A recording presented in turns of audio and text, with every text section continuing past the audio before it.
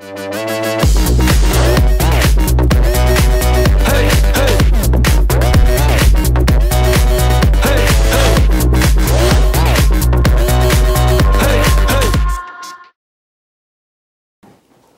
안녕하세요. 어쩐지 좀 오랜만에 만나는 기분이에요. 여러분도 그런 거 느낍니까? 대답이 시원찮은 거 보이 자주 만나는 것 같네요. 올여름은 뭐 해마다 그때마다 덥다고 느끼지만은 참 유난히도 더 더웠던 것 같아요. 여러분도 그런 거 느꼈죠? 근데 가장 더울 때에 우리 올림픽이 17일간 그 성적을 잘 올려줘 가지고 우리 국민 모두가 행복했던 것 같아요. 좀 벗겠습니다. 이거 입지 말고 이왕 벗을 거 그냥 나와도 되는데 그렇게 하면 또 안 된대요.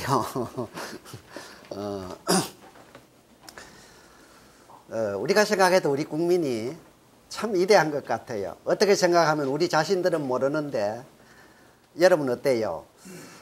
미국이 금메달 46개로 1등 했고 그 다음에 중국이 대국답게 38개로 2등하고 그 다음에 주최국이 영국이 29개던가 그래가 3등을 하고 4등이 옛날에 우리가 굉장히 무서워했던 나라 러시아가 4등 24개로 하고 그 다음이 어느 나라요? 예, 우리가 5등이지요.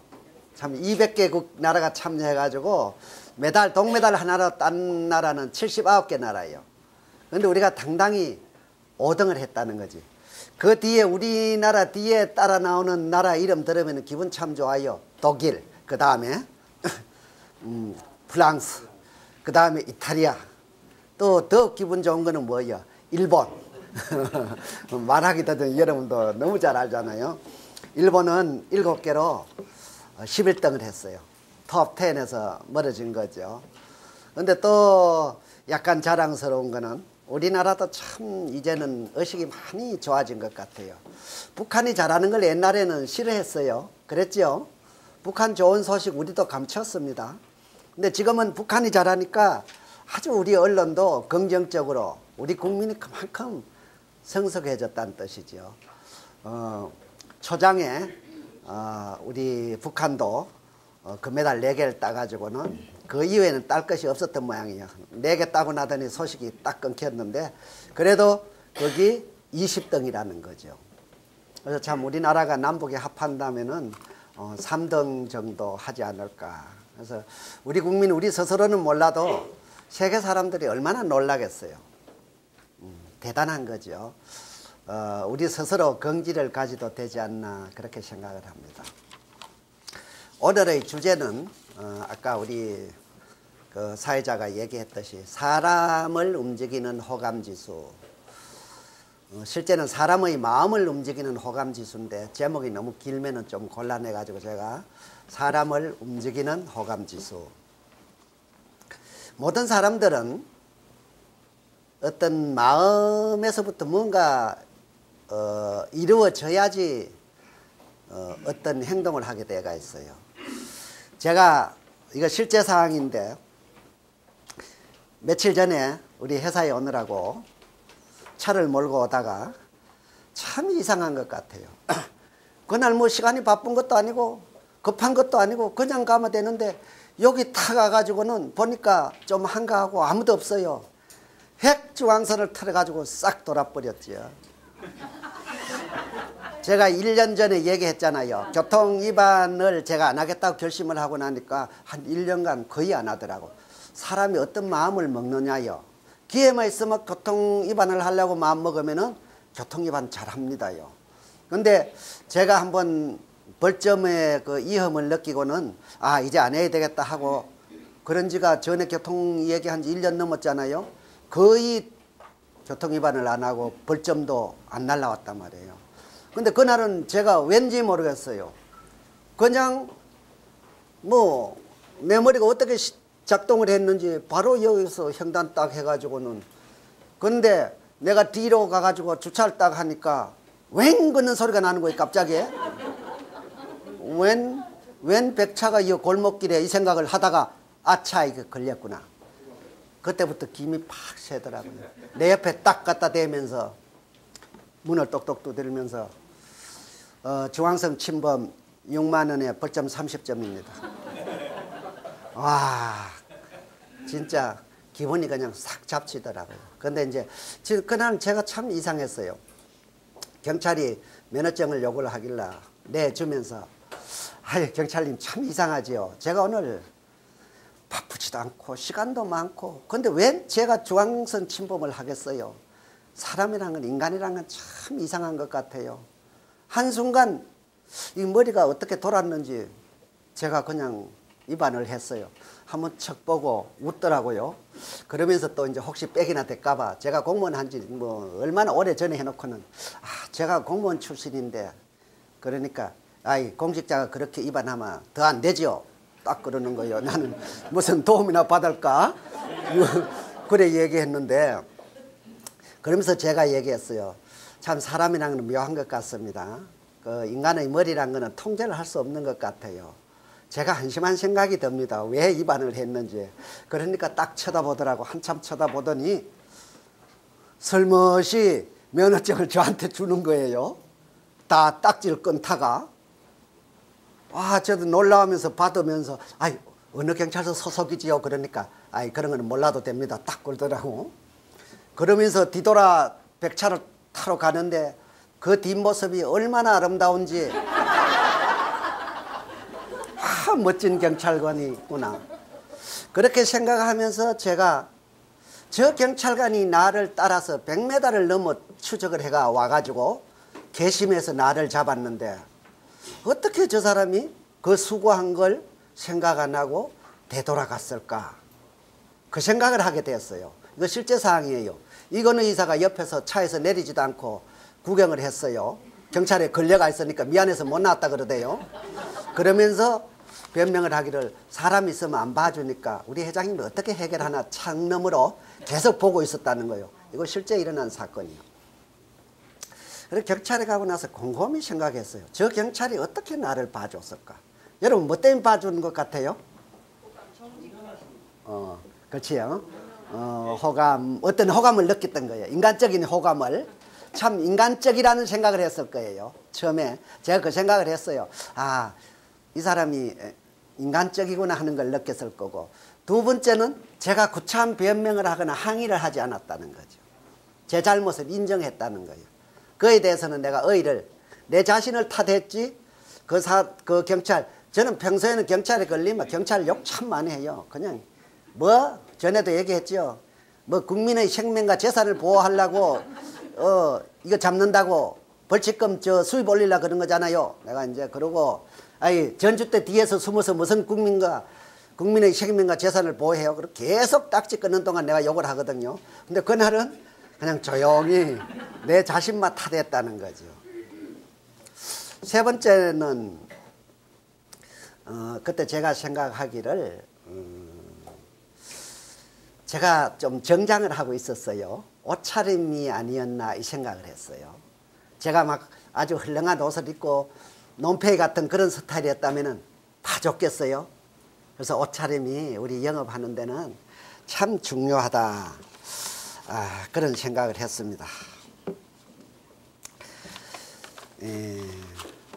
오늘은 사람의 마음을 움직이는 호감지수인데 우리 사람들이 전부 그래요. 사람의 중요성, 사람의 마음을 얻는 거, 시중의 모든 책자들이 그런 얘기들을 하고 있어요. 또 실제가 그렇고 사람의 마음을 얻으면 호감을 가지면 모든 일이 쉽게 이루어진다는 거죠. 심지어는 호감 아는 사람이 있으면 동사무소 가서도 일이 잘 돼요.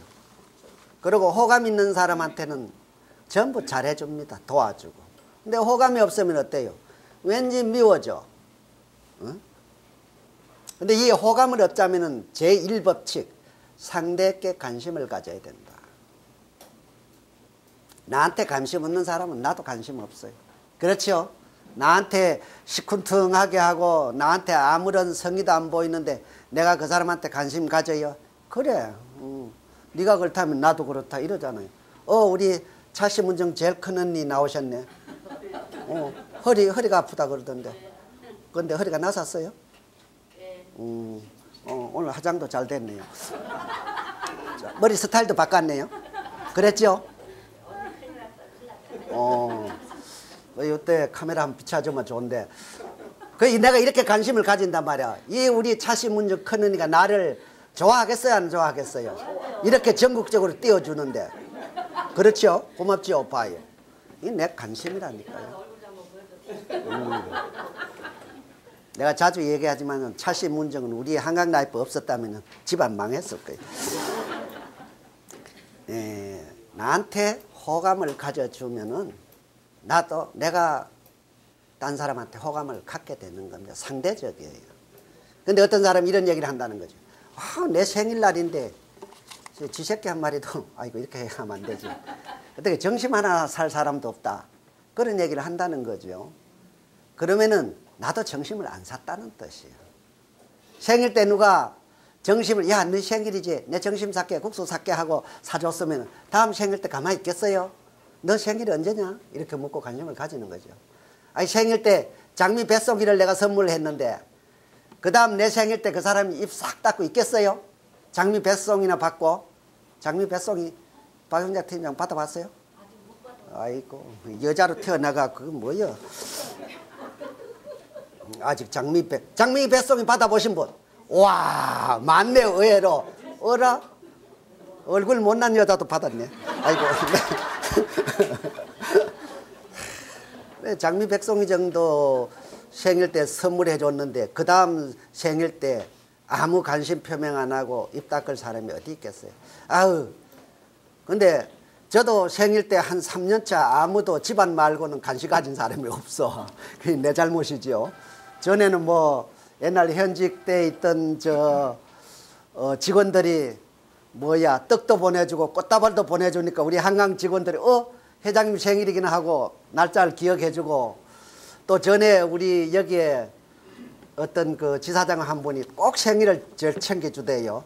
그분 돈도 없고 이런데 왜 꽃을 저한테 했는지 모르겠어요. 어쨌든 간에 지금은 안 다니시는데 저도 한 3년간 이제 생일도 뭐 같이 그냥 지나가고 있는데 다 내 탓이라는 거죠.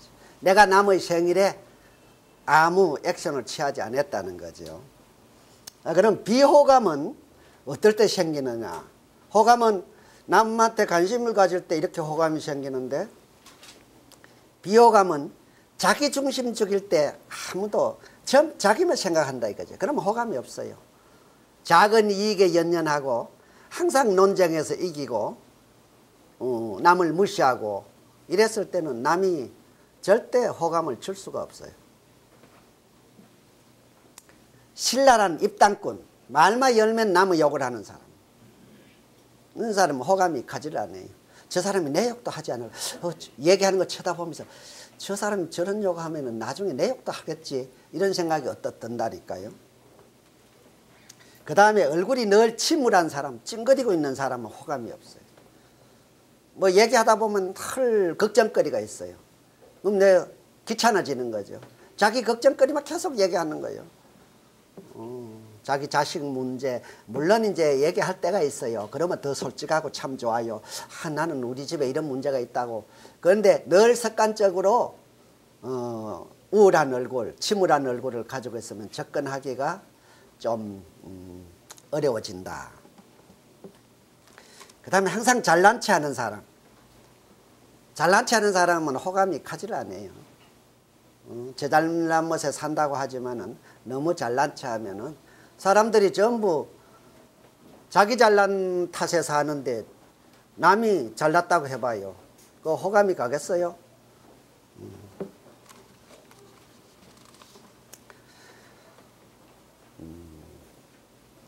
그래서 여러분들이 이제 오늘 그 인간관계의 중요성에서 특히 세일점에는 호감형 인간이 되어야지 사업이 잘 되고 구자를 잘 받을 수 있는 겁니다. 내가 비호감이면 누가 나한테 호감의 표시의 우리 영업인들에게 가장 호감을 표시하는 게 뭐예요? 가입해 주는 거란 말이에요. 근데 호감이 없는데 저 사람이 미운데 밉상인데 가입해 주겠어요. 그래서 호감을 얻는 두 번째는 첫인상이 좋은 사람이 호감 지수가 높다. 첫인상은 뭐 많은 사람들이 그런 얘기를 해요. 첫인상이 뭐 그 사람의 브랜드를 바로 결정한다. 그래서 첫인상은 딱 한 번밖에 기회가 없어요. 중요한 사람을 만날 때 의도적으로 주의를 기울이면서 첫인상을 메이킹해야 된다는 거지.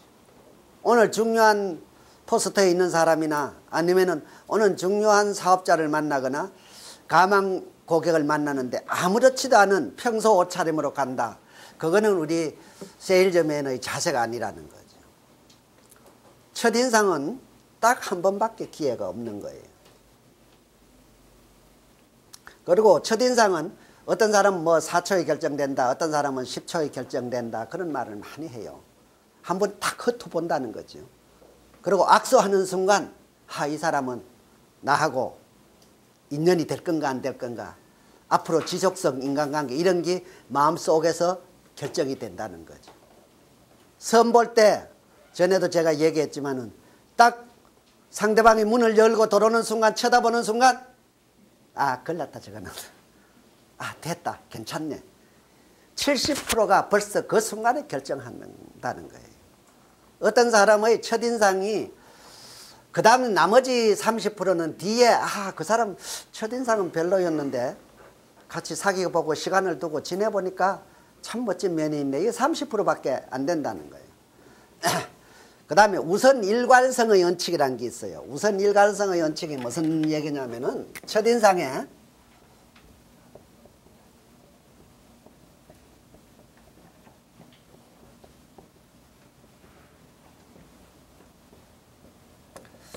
첫인상이 좋으면은 사실은 그 사람이 별로인데도 좋았던 그 인상이 계속된다는 거예요. 일괄적으로.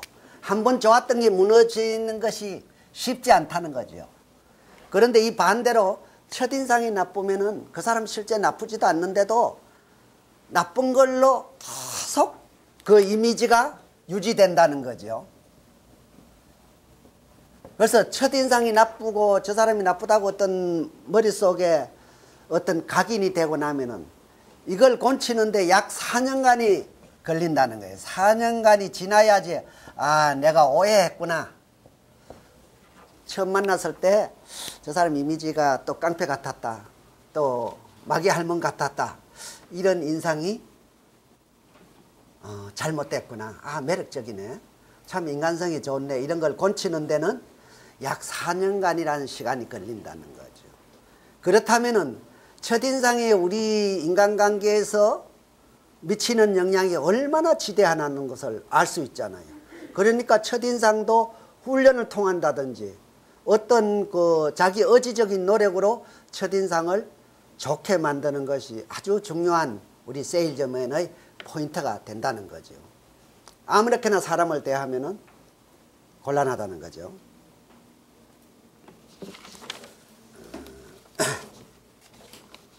그래서 사업하는 비즈니스 세일즈맨이 어떤 좋은 인상을 가지자면은 자기 하는 일에 자부심을 가지는 자세가 중요해요.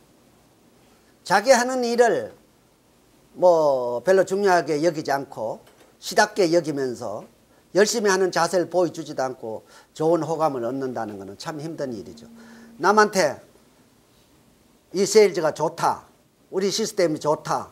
한강의 사업이 비전이 있다. 이런 얘기를 하면서 자기는 자기 하는 일을 그냥 출근도 안 하고 평소에 어떤 집중력도 안 가지고 이러면은 호감이 가지 않는다는 거죠.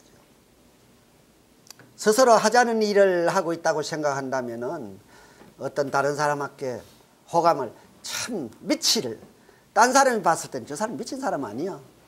저 한강에 저렇게 빠져가지고 그러면 뭔가 있나? 왜 저 사람이 저렇게 미칠까? 이렇게 한다는 거죠. 그냥 뭐 적당한 선에서 이거 하면 좋아 뭐 이런 게 아니고 구체적으로 파고드는 거죠. 왜 이게 좋은가? 이렇게 어떤 자기 하는 일에 완전 자부심을 가지면은 호감을 가진다는 거죠. 그래서 이미지를 준비를 하라는 거예요. 어떤 무장을 하라는 거예요. 자고 나서 그냥 시저부리한 그런 인상으로 머리도 감을 시간도 없어가 허둥지둥 그냥 나 모양 막 급해가 넥타이 들고 매지도 못하고 뛰어온다든지 이러면 안 된다는 거지. 미리 충분한 시간을 가지고 수면도 충분히 취해가지고 부시시한 얼굴이 아니고 건강하고 밝은 어떤 표정을 유지를 해야지 세일즈맨으로서는 남의 호감을 살 수 있다는 거죠. 그래서 언행이나 창구 요원들 여자들은 항상 단정해요. 그래서 우리 그 이미지에서 저희들이 서비스 받으면서도 좋은 그 단장하고 얼굴도 아주 잘생기고 이런 사람한테 서비스를 받기를 좋아한다고요. 그러나 뭐 태어날 때부터 잘못생긴 건 어쩔 수 없잖아요. 그렇다면 가장 단정한 그런 옷차림, 또 일에 대한 열중하는 그런 자세. 참 어떤 데 가보면은 저 사람이 어떻게 성공했을까 하는 사람이 성공한 사람이 있다니까요. 봤죠? 뭐 우리가 객관적으로 봤을 때는 나보다 못하고 뭐 이런 사람이 나보다 출세가 있는 경우 많잖아요. 그 사람이 그런 어떤 이미지 관리나 뭔가 우리가 모르는 뭔가 있었다는 거죠. 남자 같은 경우에는 막 면도도 깔끔히 하고 남자 면도하기 참 싫어요. 여자들도 화장하기 싫나? 응? 아침에 화장하기 싫어요? 응? 그래요. 그래도 하잖아요. 그래. 오늘 화장 언니만큼 잘 됐네. 그렇게 남자도 면도하기 참 아침에 싫어요. 저도 뭐 성질이 급해가지고 늘 피를 묻히고 피를 보는데 그 어떤 외출 안 하면 진짜 그 면도 안 하고 하루 그냥 지내면 편안해요. 우리 남자분들 그런 거 느껴요? 맞습니다. 맞습니까? 네. 진짜 외출 안 하는 날 면도 안 하고 집에 있으면 그렇게 편안해요. 그러나 사업하는 사람은 늘 면도를 깔끔히 해가지고 그냥 어디 턱 밑에 그냥 면도가 잘못돼가지고 그냥 몇 개씩 남아 있고 이러면 안 된다는 거지. 그 다음에 호감은 당신의 얼굴이 좌우하는 거예요. 얼굴 표정을 보면은 그 사람 현재의 상태를 읽을 수 있어요. 늘 술에 찌달려 가지고 뭐 얼굴 표정이 그냥 간암 환자 같이 막 검어져 있다든지 늘 남 앞에 가가지고 피곤하다 이거죠. 말만 나오면 피곤해. 이건 호감 가겠어요. 어제 술 먹고 어제 잠 못 자고 그렇게 얘기한다니까 자기 변명 막 비슷하게 왜 그렇게 하는지 모르겠어요. 자기 피곤을 감출 줄 알아야 돼. 비즈니스는. 왜 피곤한 걸 남한테 얘기를 해요. 그럼 내가 피곤하다 그러면 사실 솔직히 자기 자신도 피곤해져. 내가 참 힘들다고 생각해봐요. 참 피곤해진다니까요.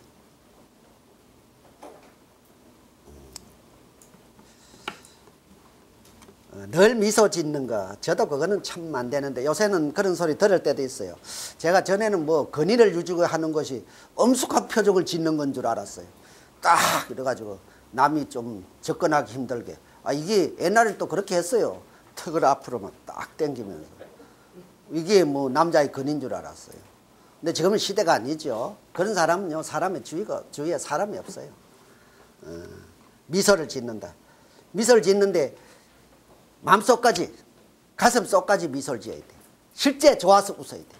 근데 입으로만, 입을 실룩실룩 하면은 입맛이 그렇다고 하면 뭐 비꼬는 줄 알아요. 조소인 줄 알아요.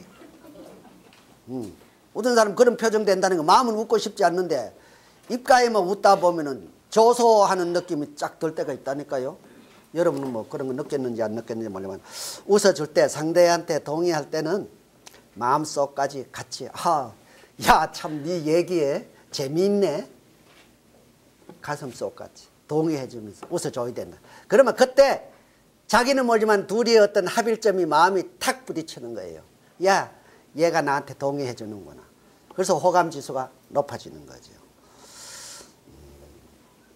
그래서 뛰어난 외모보다는 편안한 것이 좋아요. 또 너무 예뻐도 우리 이성자 본부같이 완벽하게 예뻐서는 부담이 되는 거죠. 이성자 본부장 좋아하겠지만 사실은 내가 약간 꼬는 거죠. 요 얘기는 안 하고 해줘야 좋아할 텐데 저도 참 성질이 못됐어. 내가 진정으로 이쁜 거 칭찬한다면 여기 있는 사람한테 하지 서울에다 하겠어요? 지금쯤 아마 서울 수도권 본부에서도 본인은 듣는지 안 듣는지 모르지만 웃을 거예요. 여기서도 웃는데. 그래서 또 완벽한 드레스도 좀 그래요. 진짜 너무 완벽하게 입어가지고 접근하기 힘들 수도 있어요. 저는 좀 헐렁한 걸 이래 입고 있으면 참 좀 좋아하는 행인데 저는 늘 옷에 뭐 뭉치고 다니고 내 보는 사람마다 뭐 털어주고 이래. 저는 이런 강의를 하면서도 저는 좀 그런 게 부족한데 그래서 너무 완벽한 드레스보다는 조금은 어딘가 개성적인 것이 좋다. 그리고 자세는 걸어다니는 나무라는 말을 요새 많이 써요. 허리가 굽으면 안 돼. 영업자들은. 그러니까 허리를 전부 펴내. 안 굽은 척하고.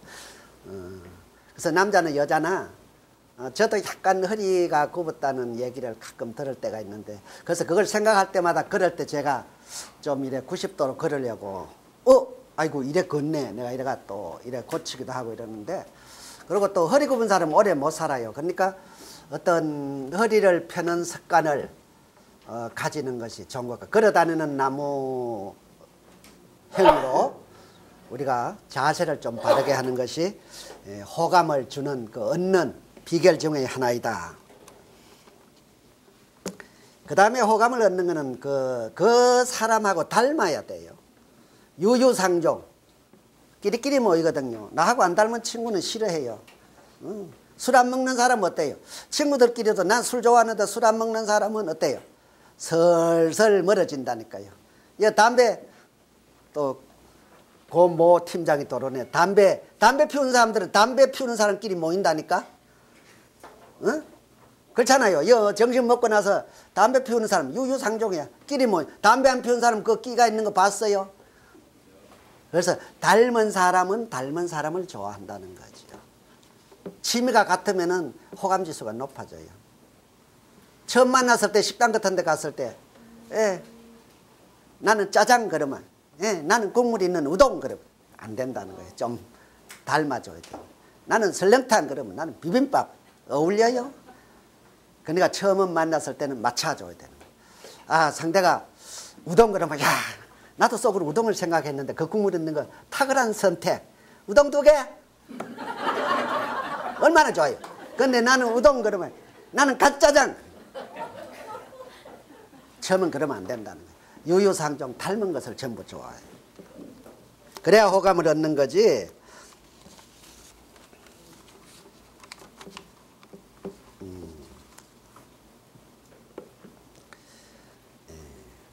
그 다음에 이제 비호감, 호감을 얻지 못하는 거예요. 남의 흠을 잡을 때 사람들은 내 욕을 하고 다닌다고 소문을 들으면 그 사람하고는 거의 일생 끝장이 나버려요. 저 사람이 내 욕을 하고 다닌다는 얘기를 간접적으로 들어들으면 마음속에 그 사람은 아웃시켜. 그래서 남의 흠을 하나는 잡지 않아야 돼. 물론 뭐 어쩔 수 없어가지고 그 사람 흠결을 고쳐주려고 심지어는 고쳐주려고 흠을 얘기해도 사람들은 그걸 인정을 하지 않아요. 누구라도 내 잘못을 지적했을 때는 화를 내는 거예요. 저도 그러니까 뭐. 다 자기는 잘하고 있다고 생각해요. 그런데 누가 지적해봐요. 나는 내 자신이 이 머리 스타일이 좋은데 너 머리 스타일 너한테 안 어울려 그래봐. 김새잖아요. 나는 내 딴에는 옷 잘 입었다고 생각했는데 야 너한테 너 그 옷 안 어울려 그래봐. 김샌다니까요. 근데 나는 나 잘하고 있다고 생각하는데 누가 어이 김형 그러면 안 돼 이래봐요. 내가 인정하겠어요? 절대 인정 안 합니다. 남의 흠을 고치려고 덤벼드는 일은 가장 어리석은 헛된 노력 중에 하나라는 거예요. 네가 그래 얘기하니까 네 말이 맞네. 내가 그런 잘못을 하고 있구나. 고마워하는 사람은 참 드물다는 거죠. 친구 간에 아주 진정으로 이해해서 얘기해 줄 때가 있어요. 그러나 그런 경우는 내가 남을 고쳐주려고 하는 것이지 내 마음에 안 든다는 걸 표시하는 거지 진정으로 그 사람을 이해해서 험을 잡는다든지 평을 한다는 것은 참 드문 일이라는 거죠. 그런데 호감이 없는 사람, 나쁜 인간일수록 남의 험을 잘 잡아요. 보면은 자기 흠결이 더 큰데도 남의 흠결만 잡는 사람 있죠. 그건 습관이에요. 그건 자기 자신이 잘 몰라요. 그래서 대판 싸우고 적이 되고 그로 인해 가지고 괜히 쓸데없이 나무 얘기했다가 삼자 대결하고 이런 일이 자주 일어나는 사람이 있다니까요. 사람은 이성의 동물이라고 사람들이 그래 얘기하자면 사실은 감정의 동물이에요. 이것이 옳다고 해가지고 사람들은 그걸 하는 게 아니에요. 저도 지난번에 크루즈 가가지고 제가 자주 얘기하지만은 저는 기회만 있으면은 일부러는 안 가지만은 카지노를 가는데 야, 갈 때부터 카지노를 가야지 이런 생각이 들더라고. 그럼 또 1편에는 카지노 그 기쁜 여행에 갔다가 카지노가 돈 잃으면은 여행을 망치는데 안 가야지. 그 이성이거든. 근데 가야지 하는 게 감정이란 말이에요. 제가 갔겠어요, 안 갔겠어요? 예. 감정이 이성보다 3배 이기는 거예요. 땄겠어요, 이랬겠어요? 그건 제가 땄다 그러면 거짓말이라 그럴 거고, 이랬다 그러면 사람이 바보처럼 좀 보일 거고, 호감이 없고. 그래서 제가 그거는 생략을 하겠습니다. 근데 같이 갔는 모 임원은 그날 나한테 배워가지고 땄어요. 우리 회사에서 꽤 높은 사람인데 요 이름을 밝히면 또 가지나 한다 그러면 호감이 안 간다니까요. 사람 지금 도박형이다. 예. 그렇기 때문에 그런 거는 얘기를 안 하는 게 맞단 말이에요. 근데 이번에는 참 임원들이 참 유익한, 어떤 사람들은 뭐 임원들이 막 뭐 회사 돈 써가면서 그렇게 이래 비난도 할 수 있어요. 그러나 지금까지 중에서 가장 좋았던, 사실은 이번에는 인기가 없는 데라서 사람이 안 차서 우리 임원들이 간 거거든요. 이때. 네, 상품에 대한 경험도 하고 임원들이 스킨십, 손도 잡고 가장 이때까지 중에서 좋았던, 보람이 있었던 그런 거였어요. 그런데 그때 제가 이성은 저녁에 누가 있는데 자꾸 옷을 입으려고 그래요. 내려가려고. 가면 안 되는데 가면 안 돼. 그러면서도 결국은 옷을 입는다니까요. 아니 내가 하루 이틀 자주 내가 크루즈 타는 거야? 내가 카지노 어디 자주 오는 거야? 1년에 한두 번인데 해야지 그러고 내려간다니까요. 개인적으로 혹시 제가 땄는지 안 땄는지 궁금한 걸 묻고 싶으면은 개인적으로 찾아오세요. 자세히 제가 영웅담을 얘기해 드릴게요. 자, 그걸 미루어 봤을 때 결과는 나쁘지 않았겠다 이런 생각이 들죠. 그래서 근데 사람들이 호감, 비호감을 가르는 중에 논쟁을 좋아하면 안 돼요. 제가 이거 자주 얘기하는 거냐. 정말 논쟁을 하면 안 돼요. 논쟁에서 얻을 수 있는 건 아무것도 없어요. 따끈따끈한 뉴스 하나 얘기해 줄까요? 자, 제가 하나 읽어드릴게요. 내가 강의 준비를 했는데. 가끔 봐요. 사소한 일로 며칠 전에도 그랬죠. 주차 시비에다 사람 칼로 찔러 죽였어요. 한 일주일 전이요. 사람들이 사소한 일에다가 목숨을 건다니까요. 왜? 감정 때문에 그래요. 그래서 모르는 사람한테 싸워가 이기면은 어리석고, 아는 사람한테 싸워가 이기면은 바보라는 말이 있어요. 둘 다 바보 아니면 어리석은 자지요. 절대 논쟁을 하는 게 아니에요. 이겨서 일생을 얻거나 이익이 있는 거는 논쟁을 해가지고 이겨야 되죠. 그러나 일상적인 거 가지고는 논쟁을 하지 말라는 거죠. 제가 하나 32살 청년이 고속도로에서 어떻게 죽었는지 요 기사 따끈따끈한 거 어제 나온 거 제가 읽어드릴게요. 고속도로 1차선에서 차를 세워놓고 싸우다가 뒤차가 와서 들어박아서 한 청년이 목숨을 잃었다. 18일 오늘 며칠인고? 18일 오전 1시 25분께 경북 칠곡군 외관읍, 이거 봤죠? 외관읍 고속도로 부산 반면 153km 지점에서 장소가 어딘 걸 알리려고 그러니까 이제 이렇게 정확한 거예요. 박모 씨가 몰던 오프러스 정도 타는 32살이면은 출세한 놈이라니까. 그렇죠? 32살에 아직 나도 못 타는데.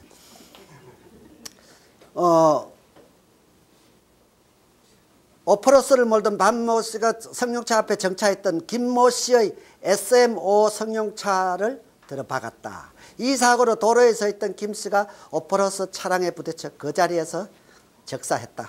이거 그냥 숨졌다는데 내가 강조하려고 적사했다 요래 읽는 거예요.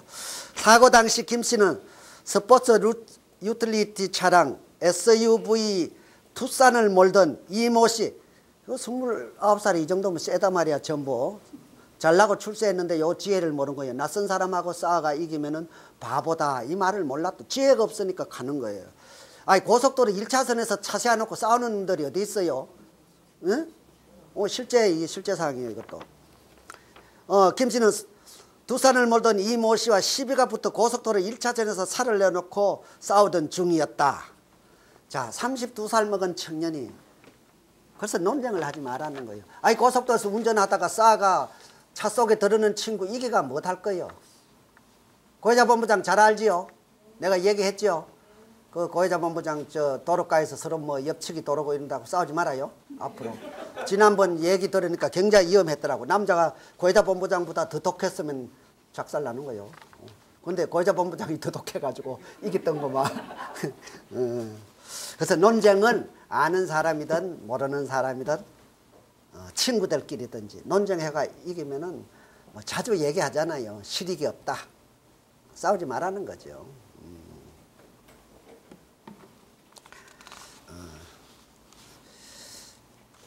근데 호감을 얻는 것 중에서 사실 서로 모든 걸 알게 되면은 다 용서한다고 돼가지고 우리가 몰라서 사실은 오해를 하는 거거든요.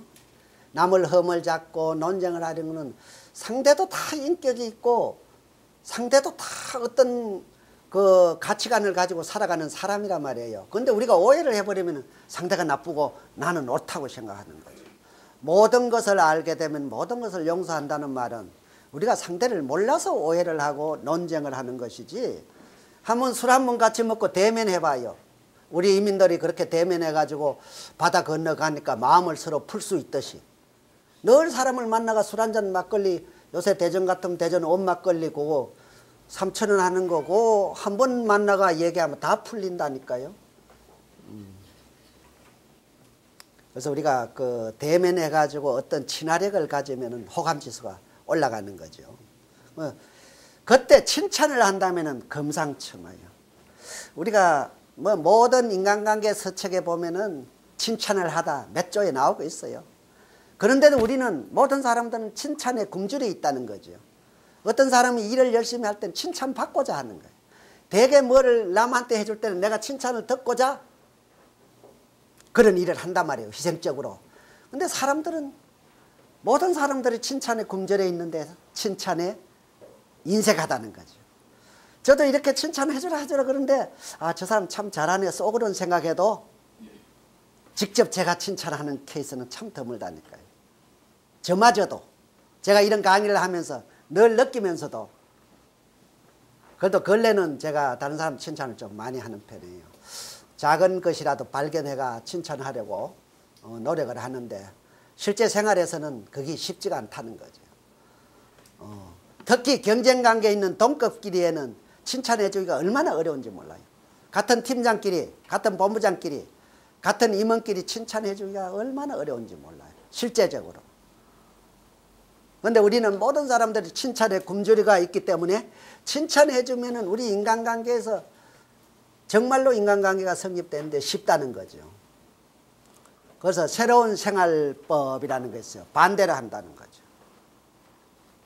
사람들이 칭찬을 얻고자 하는데 내가 칭찬해주면 된다는 거죠. 근데 딴 사람들이 다 제 잘난 멋에 사는데 칭찬해주면 된다는 거예요. 반대로 새로운 생활법이라는 게 있어요. 딴 사람들이 전부 제 잘난 멋에 산단 말이에요. 근데 나도 내 잘난 멋에 산단 말이에요. 그래 대결하지 말고 나도 남의 잘난 멋에 산다. 여기 신뉴 생활법이에요. 정말로 생활하기 쉬워져요. 내가 조금 뭔가 부족하다. 네가 좀 뭔가 더 뛰어나다고 생각할 때부터 마음이 얼마나 편안한지 몰라요. 그러면은 결국은 어떻게 돼요? 내가 뛰어난 게 된다니까요. 그게 뉴 생활법이에요. 상대가 뛰어나는 걸 인정해주는 습관. 이거는 작은 자기 희생으로부터 얻어지는 거예요. 참 힘들어요. 그래 네가 더 잘났다. 이거 진짜로 비꼴 때는 그래 네 뭐가 굵다 이러죠. 그거는 해도 진정으로 야 진짜 네가 나보다 훌륭하다고 인정하기는 우리 보통 사람들은 그렇게 어렵다는 거죠. 그러나 그 작은 희생으로 내가 얻는 것이 결국 내가 잘난 사람이 되는 거죠. 그래서 미우생활법 철학에 나와요. 내가 남의 잘난 걸 인정하면서 내가 잘나진다. 이 참 쉽다니까요. 한번 해봐요. 실험적으로 한번 해봐요. 야, 네 어떻게 그렇게 할 수 있지? 나는 그거 잘 못하는데 한번 그런 식으로 한번 해봐요. 상대가 나에 대한 호감 지수가 얼마나 높아지는지 나를 좋아하게 되는 거예요. 내가 어떤 친구가 그냥 평범한 사이였는데 그 친구가 나를 칭찬을 하고 다닌다는 얘기를 들었어요. 그 친구가 어떤 모임에서 내 칭찬을 한다는 거예요.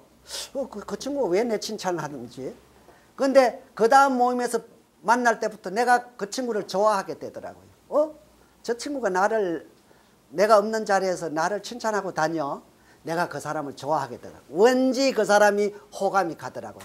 참 훌륭하네. 어떻게 칭찬을 하고 다니지? 이런 생각이 들고 옆자리에 가서 앉고 싶고 이거 한잔 해 하고 내가 가서 술 한잔 권하고 싶더라고요. 평소에는 아무런 관계가 없었어요. 그리고 칭찬이 조작적인 칭찬이 있어요. 어떤 목적을 달성하기 위해 가지고. 그런데도 저 친구가 뻔해 나한테 칭찬하는 이유가 뭔가 부탁을 하거나 이런 게 있어 가지고 하는데도 그 칭찬을 조작된 칭찬에도 우리 인간은 좋아한다는 것이죠. 이게 우리 인간의 본능인 것 같아요. 그래서 칭찬이 하나의 인간관계의 큰 병기 기술, 무기가 될 수 있다는 거죠. 그런데 우리는 참 실제로는 칭찬에 인색할 수밖에 없어요. 왜? 칭찬을 하면 내가 못났다는 것까지. 어떤 경우에는 남이 칭찬하는 거 듣기 같은 동료를 누가 칭찬하면 괜히 미워져. 별 칭찬할 것도 없는 거가 칭찬하고 있어. 이런다니까요. 이게 참 칭찬이 이거 말로 그래서 자꾸 칭찬하라는 거예요. 쉽지 않지만은 우린 되게 마음에 맞지 않으면은 아주 칭찬할 일이 있으면은 침묵하고 말 안 해요. 근데 칭찬하지 않을 일이 있으면 공격한다니까요. 김순호 지사장님, 네. 오늘 아까 뭐 칭찬 나한테 와서 탁 하대. 손자 외손녀하고 저 사진 찍은 거 보니까 카스에 참 좋대요. 이 관심이잖아요. 근데 댓글은 안 단다니까요. 그리고 안 만났으면 그런 말 안 한다니까요. 그 요새 좋은 글 참 보내주는 사람들도 서로 카톡에 많잖아요. 그 의외로 참 좋은 글들이 많이 있어요.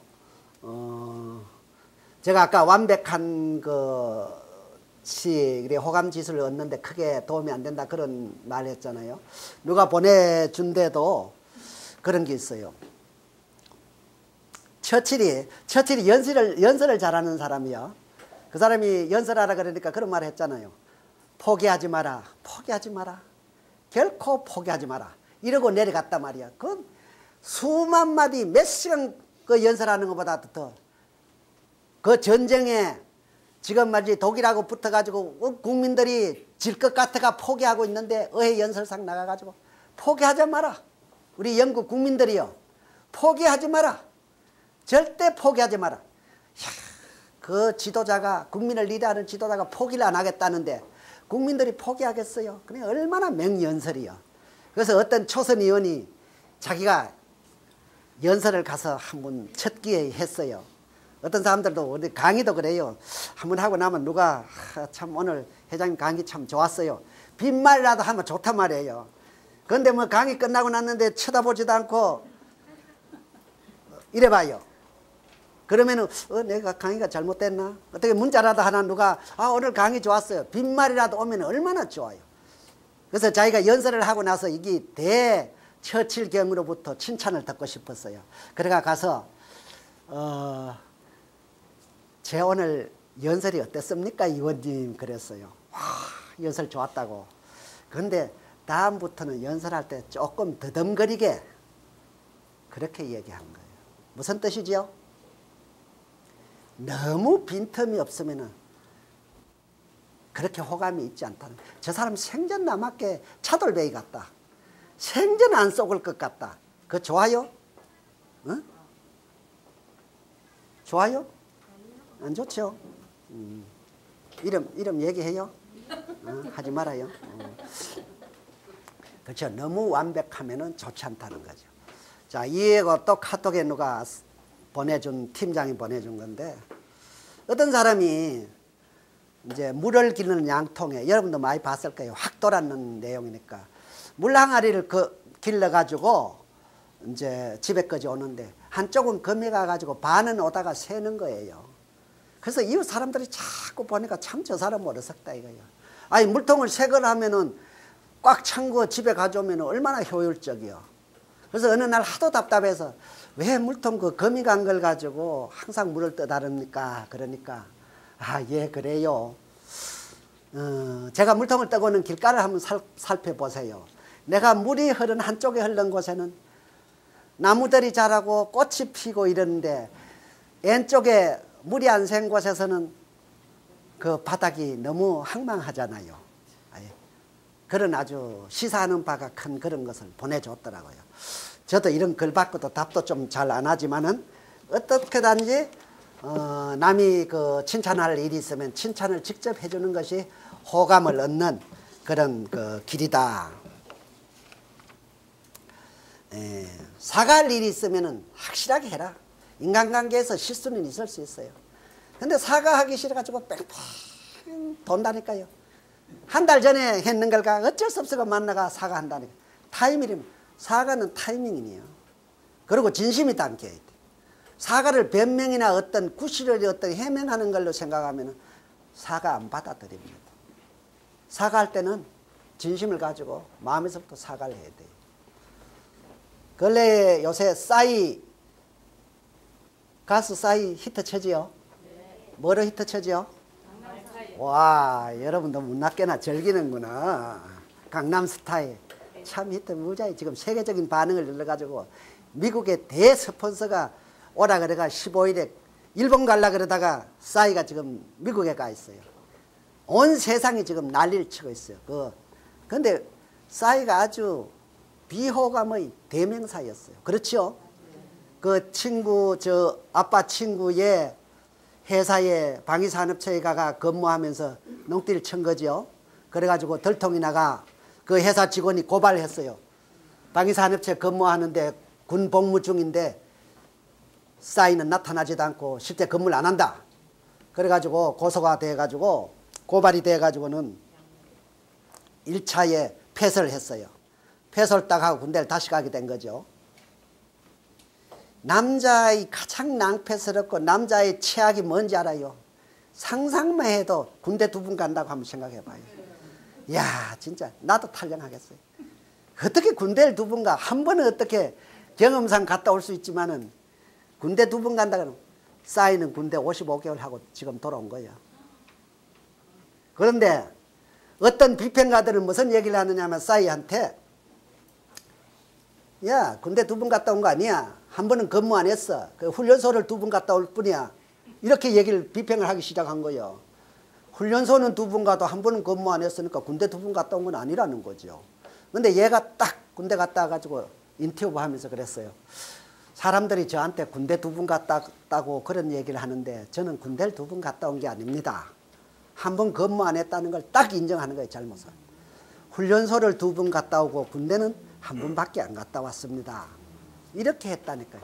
그 순간이 뭐냐면 대중들로부터 연예인이 뭐냐면은 뭐야 준비가 여대가 있나? 이게 MOT라는 거예요. 제가 자주 쓰는 용어죠. 순간. 이건 내가 연습도 안 했는데 여기가 나오네. 이건 잘 몰라가지고 내가 얼무불이 나왔지. 자, 진실의 순간. 어떤 상황이 좋은 쪽으로 탁 기울어지는 순간인 거예요. 싸이가 대중들로부터 비호감에서 호감으로 넘어가는 자기 잘못을 인정한 거죠. 그리고 싸이의 이미지가 얼마나 비호감이었는지 싸이는 어디 강남어대 나이트에서 그냥 부킹 여들하고 술이나 진탕 먹고 흐느적거리는 날라리 이미지에서 이제 땀을 뻘뻘 흘리면서 자기의 일에 열중하는 뮤지션으로 탄생을 했다는 거예요.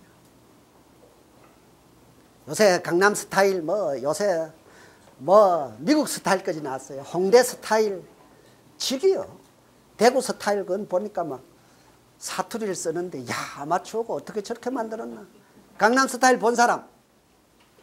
와 차시문중들이 많이 보는구나. 여러분도 한번 그냥 찍어가 봐요. 강남 스타일이 어떤 것인가. 그 세계가 지금 참 뮤직비디오 하나에 그렇게 뜰 수 있을까. 인생이 완전 역전된 거죠. 그래서 4년 5년 이 협의한 것이 사과 한마디로서 인생 역전이 된다는 거죠. 마찬가지예요. 여러분 그 올림픽에 축구에서는 비호감 대명사가 누구였어요? 박주영이었어요. 자식 모나코에서 저 시민권 얻어가 10년 27살 먹었는데 10년간 군대 면제가 된 거예요. 연기를 한 거예요. 37살에 우리 군대 가요 안 가요? 눈에 뻔히 보이는 수법을 쓴 거예요. 그래 국민들이 아는 사람 계속 씹어버리는 거예요. 어떻게 모나코 시민권을 얻어가지고 전에 누구지? 유성준이 갔다는 거지? 제2의 유성준이라는 거예요.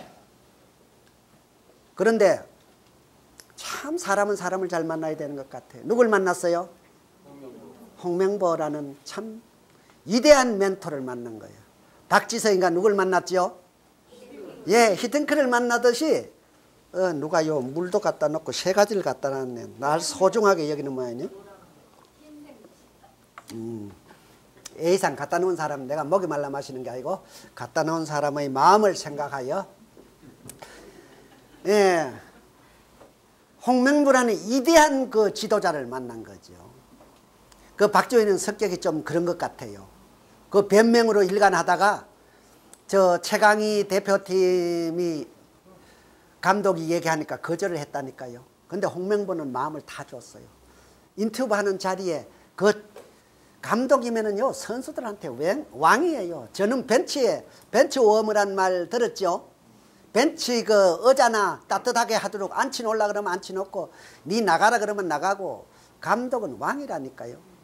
그런데 뭐가 답답해서 박주영 인터뷰 장소에 나와가지고 박주영이가 만약에 군대를 안 간다면은 43살 먹은 내가 군대를 대신 갔다 오겠습니다. 이랬다니까요. 그렇게 이해해 줬어요. 그래가지고 이번 올림픽을 통해 가지고 어떤 사람은 혹자는 이런 얘기를 해요. 우리 네티즌 중에 한 사람은 아이고 우리 한국 축구가 브라질을 이겨가지고 금메달 딴 것보다도 일본 이기가 동메달 딴 게 훨씬 기분 좋네. 여러분도 그렇죠? 예, 맞습니까? 예. 아니 금메달 그거 하나 우리 13개나 땄는데 뭐 더 추가하면 무슨 의미가 있어요. 얼마나 우리 자존심을 채워주고 긍정 그 말하자면 일본에 대한 우울감을 가지게 해요. 근데 그래서 제가 강조하는 것은 박주영을 강조하는 게 아니에요. 비호감에서 호감으로 바뀌는 어떤 MOT를 얘기하는 거예요. 딱 한 골, 두 골이었지만 앞에 골은 그 정도는 스트라이크가 해줘야 된다는 거예요. 마지막에 한국의 메시라 그랬어요. 3명을 따돌리고 1명이 달라붙는데 4명을 따돌리고 참 그때 천재성이 발휘가 된 거예요. 또 실력이 발휘. 그러니까 뭐 급할 때 우리 왜 남자는 50배 뭐 여자는 10배 힘이 생기고 제가 얘기 그랬죠. 남자는 50배 힘이 생긴다고. 그때 절박함으로 박주영의 실력이 드러난 거예요. 그래가지고 아주 귀찮고 올라서 그 순간 MOT가 된 거예요. 박주영은 호감을 만든 것이 실력이었어요. 실력. 여러분도 어떤 호감이 있으려고 그러면 실력을 갖춰야 돼요. 실적이 있어야 되는 거예요. 이천수가 1위 그 비호감이고 2위가 박주영이었다니까요. 근데 지금은 그래서 홍명보 감독이 이런 얘기를 했어요. 야, 나 군대 안 가게 해줘서 너 고맙다. 43살 먹은 저 홍명보 감독이 군대 갈 뻔했는데 네가 골 넣어줘가지고 고맙다. 밑에 사람한테도 감사할 줄 알아야 돼. 그거 안 해가지고 남아 이래가지고 내가 잘했다는 게 아니고 이것이 호감을 높여주는 거라는 거죠. 그럼 호감을 높이려고 그러면 우리 세일즈맨은 일을 잘해야 돼. 내가 결론적으로 얘기하는 거는 일을 못하면서 말이나 하고 다니고 이러면은 호감이 안 간다는 거죠. 그래서 우리 비즈니스맨 세일즈맨은 차분한 가운데 열정을 발휘하는 거예요. 참 조용히 일하는 사람이 있어요. 설치지 않으면서 실적을 알게 모르게 올려가면서 어느 날 보면은 팀장이 감이 되고 또 본부장 정도의 실적을 올린다는 거죠. 이런 사람이 호감이 있는 사람이라는 거죠. 자, 우리 한강에서 여러분들이 오늘 강의 내용에 도움이 된다면은 그 호감 지수를 높여서 사업적으로 성공하는 그런 우리 사업자가 되기를 빌겠습니다. 마치겠습니다.